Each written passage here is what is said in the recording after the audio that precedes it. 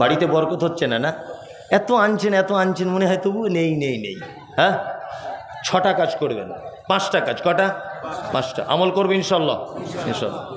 আপনার স্ত্রীকে বলবেন, এক, যে আমাদের দরজা থেকে যেন কেউ কোনো দিন ফেরত না যায়।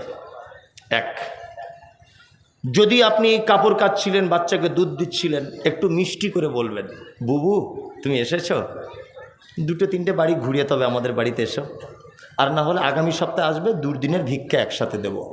মিষ্টি করে বলবেন। আল্লাহ রাসূল বলেছেন, আফজালুল কওল সাদাকাতু।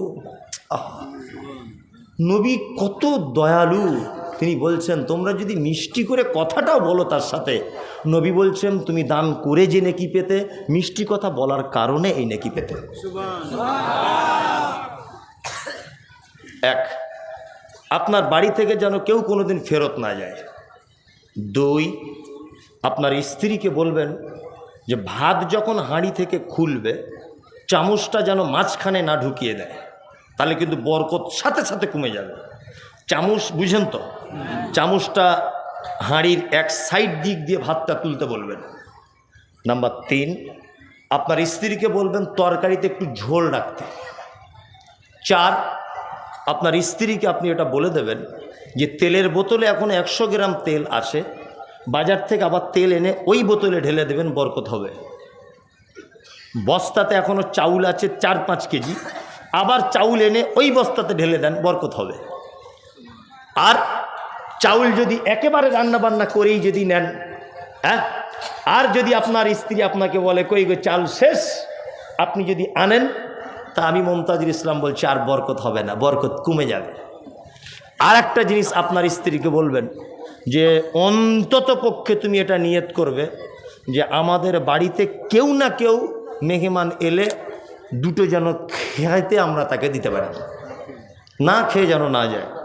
ডাল ভাত যাই থাকবে, ফকির মিসকিন, বাপ আমার বাড়িতে 2টো খেয়ে যাও। কারণ অন্ন দান হচ্ছে পৃথিবীর সাংঘাতিক দান। কি বললাম বুঝলেন? অন্ন দান সাংঘাতিক দান।